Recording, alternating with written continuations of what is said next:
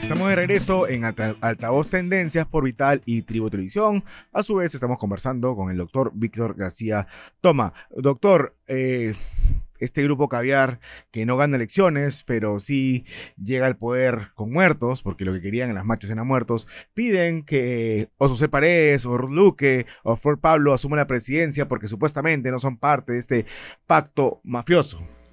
El tema es el siguiente, el conflicto o la crisis política que se suscitó ya como consecuencia final del atentado provocado en contra del grupo musical Aguamarina y que motivó que el Congreso de la República estimara que ya el gobierno no era viable, había la necesidad de recomponerlo. Se ha seguido, digamos, la sucesión constitucional. Entonces no hay nada que discutir. A ver, me puede gustar, no me puede gustar, pero se ha seguido la sucesión, digamos, establecida por la Constitución. En relación a las personas que se señala, todas ellas tienen serios problemas de crisis, digamos, de ética y, en segundo lugar, de respeto a los principios y valores democráticos. La señora Flor Pablo tiene un proceso judicial a raíz de su intervención como ministra de Educación. De Vizcarra. Y ahí está. Nunca le hemos escuchado hacer un mea culpa de su participación en ese nefasto gobierno. En el caso de la señora Susel Paredes... Bueno, tenía un violador en su despacho, ¿no? A quien blindó en un primer momento, ¿no? Y existe una denuncia periodística en el sentido de haber tratado de favorecer a su pareja en un tema de tanta envergadura pública como es el caso de Caliwarma, ¿no? Pero a lo que yo quisiera ir es a lo primero que tú dijiste, Aarón, y es cuando hablaste de los caviares. Los caviares no ganan elecciones, pero festejan todas las victorias. Porque se trate de quien se trate, se meten a todos los gobiernos. Se meten a todos los gobiernos, repiten las mismas propuestas, ¿no? Ensayan las mismas mañas, el informe, la consultoría, ¿no? Etcétera, etcétera, etcétera. Y luego abandonan ese gobierno. Lo abandonan y lo sancionan con la mayor drasticidad sin hacerse cargo, ¿no es cierto? Y un mea culpa. Una cosa concreta es, por ejemplo, la Municipalidad de Lima. Claro, en la época de la señora Villarán. Todas las personas que han estado marchando, todas estas personas que están declarando, todos estuvieron allí. Sí, claro, con el no. Estuvieron ahí. Y financiadas, ¿no? Porque recibían dinero. No era amor al chancho. Y hemos escuchado alguna de ellas, alguna autocrítica, o por lo menos alguna reflexión de indignación y de molestia porque supuestamente habían sido faltadas en su buena fe, y la verdad es que no.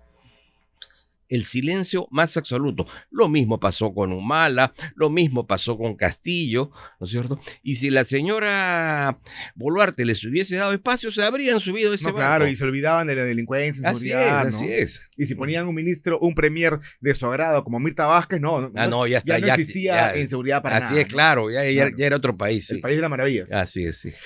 A mí me pareció innecesaria la vacancia de Dina Boluarte a 6 meses de las elecciones, pero bueno, estamos ya encima del caballo y me parece que ha sido una buena designación. El primer gabinete, su mayoría de nombres del señor Gerí, liderado por Ernesto Álvarez. ¿Usted qué opina de Ernesto Álvarez? Lo conozco bastante. Es un hombre que tiene formación política. Es presidente del TC, ¿no? Es presidente del TC, Pepecista. Ha sido decano decano de la Facultad de Derecho de la Universidad San Martín. En consecuencia, tiene experiencia administrativa. Tiene ñeque político. Algunas de sus declaraciones en el pasado pueden no haber gustado a muchos, pero lo cierto es que la mayoría me las dio a mí, por cierto. La mayoría me las dio a mí. En redes sociales abundan, por si lo quieren conocer más, pero bueno, es un punto de vista. Pero ¿no? es un punto de vista y además es un hombre bastante dúctil en el sentido de entender de que ya no es un observador, es un protagonista, claro, y que requiere más bien conjuntar esfuerzos con otras fuerzas políticas, ¿no? ¿Y qué opina de José Gerí? Algunos lo llaman el que está imitando a Bukele, el Bukele de Temu, ¿no? Bueno, eso está claro, ¿no? Y como dije ayer en una Pero igual los gestos son importantes. Sí, no, pero Bukele es Bukele, aún no sabemos quién es Gerí. Claro. Y tiene poco tiempo, digamos, al servicio del país para demostrarnos que tiene una identidad propia. Pero el comienzo ha sido bueno. Sí. A mí puede no gustarme, y de hecho no me gusta, pero el comienzo ha sido bueno. Primero porque ha establecido una relación de comunicación que antes no existía. Una presencia física de cercanía con la gente. Con los brazos, con la camisa remangada. Bueno, ese es un síntoma, digamos, de vocación de trabajo, ¿no? Sí, un poco claro. imitando a Bukele. Pero más allá de la imitación, es el hecho de acercarse a la gente. Sí, y es importante. Es importante saludar a la señora que vende desayunos, ¿no? Al peruano que en realidad quiere trabajar y que no quiere movilizaciones violentas, ¿no? Y que va a visitar al policía que está allí porque ha defendido el Estado de Derecho, ¿no? Eso está bien. Ahora, esos son gestos. Han nombrado un gabinete básicamente técnico. Son 6 meses, no se generan grandes expectativas. Lo importante es mantener la administración del Estado. Están los viceministros, ¿no? Hay una figura relevante allí que es el embajador de Cela. Sí, claro. Eso que llamo ya es otro level, como se dice. Ahí está asegurado plenamente de antemano el éxito de la Cancillería.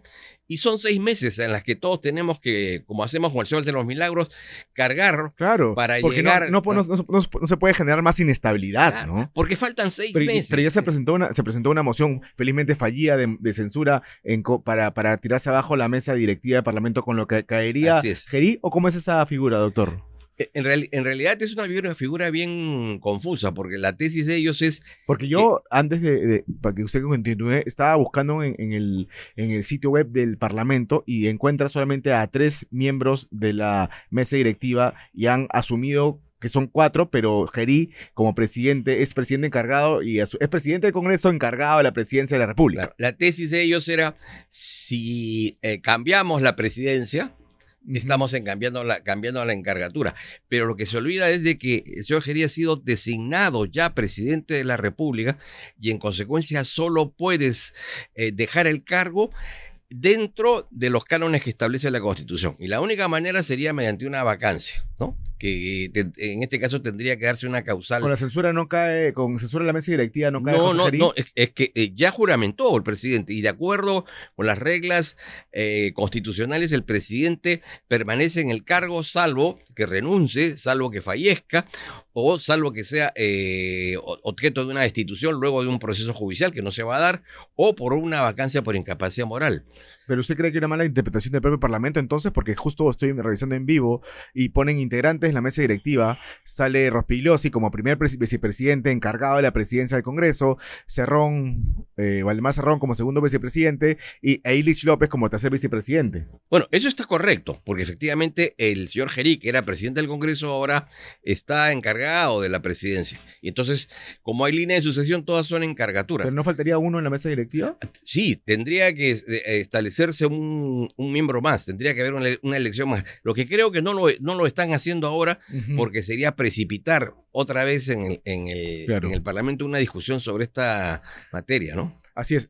Afortunadamente Fuerza Popular no dejó solo a Gerí y se mantuvo o decidió la voluntad de Fernando Rospigliosi para quedarse a la cabeza del Parlamento, ¿no? 2 cosas, ¿no? La primera es que yo creo que han habido fuerzas políticas en el gobierno, en el Parlamento, que han actuado responsablemente en el sentido de acompañar al Poder Ejecutivo en este tramo para darle gobernabilidad al país. Eso, por cierto, también han ido acompañado de algunas prebendas, ¿no? El caso muy claro es el de APP, ¿no? Que ha tenido y aún me parece tiene presencia en sectores del Poder Ejecutivo. Pero más allá de esa circunstancia, se actuó de manera responsable. Ahora, yo creo que ya no se podía seguir cargando al muerto por una razón muy sencilla. ¿Se refiere a Dina Boluarte? Me refiero a Dina Boluarte. Por varias razones. La primera, la declaración del ministro del Interior, en el sentido de por tanto problema por un muerto, ya descalificaba, ¿no es cierto? Y lo de Dina Boluarte, que dijo, si son víctimas de extorsiones, no contesten las llamadas, no respondan mensajes. Ya no había manera de defender eso.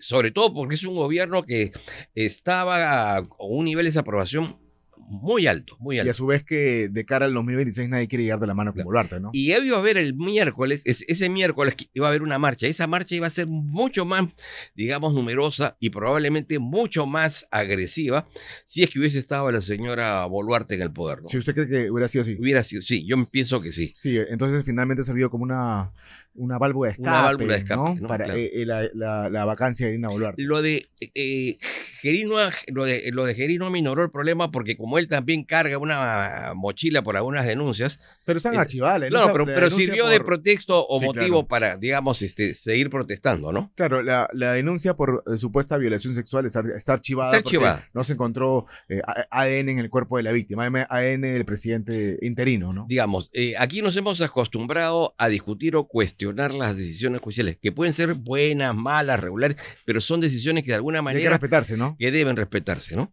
Hablando de decisiones que deben respetarse, tenemos a la que nunca respeta decisiones judiciales o administrativas o de ente jerárquico como él Espinosa, quien debe regresar al Ministerio Público, ¿o no, doctor? Pero aquí viene lo curioso.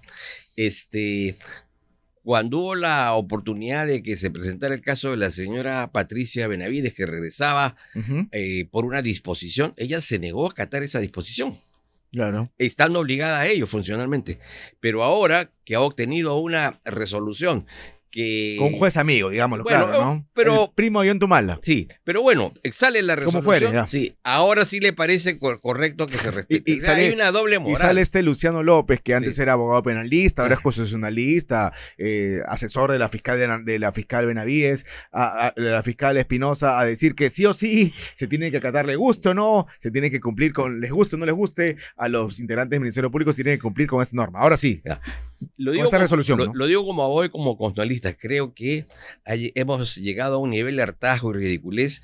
El número de medidas cautelares, las resoluciones que contenían inaplicación de las leyes en manos de jueces, primero provisionales. Sí, claro. Segundo, con serios déficits de formación jurídica. Pero en tercer lugar, y es lo más peligroso en este caso, claramente politizados. Esos jueces no son Pero ¿cuál imparciales. fue el argumento del señor el juez es Fidel Torres Tasso? Fidel Torres Tasso. Que se vulneró el debido proceso de Del Espinosa. ¿En qué sentido? Si hubo una investigación preliminar en la JNJ, luego se inició un proceso administrativo ordinario, digamos, no fue express, con miras a su destitución por no acatar una orden de la JNJ que era reponer a Patricia Benavides en su momento. Que debido proceso ha vulnerado, incluso la señora no acudió a la JNJ a defenderse, ¿no? Así es. No, definitivamente estas decisiones judiciales tienen un claro tinte de carácter político.